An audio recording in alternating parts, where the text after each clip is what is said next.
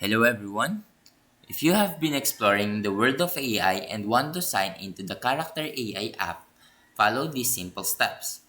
First, download the Character AI app from the App Store or Google Play.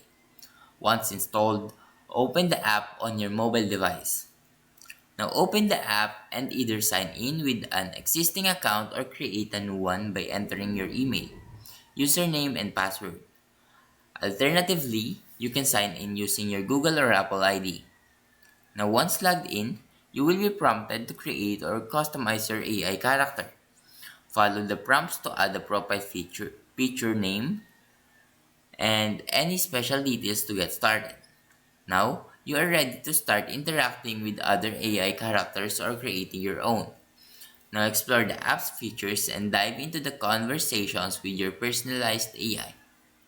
And that's how easy it is to sign into the Character AI app.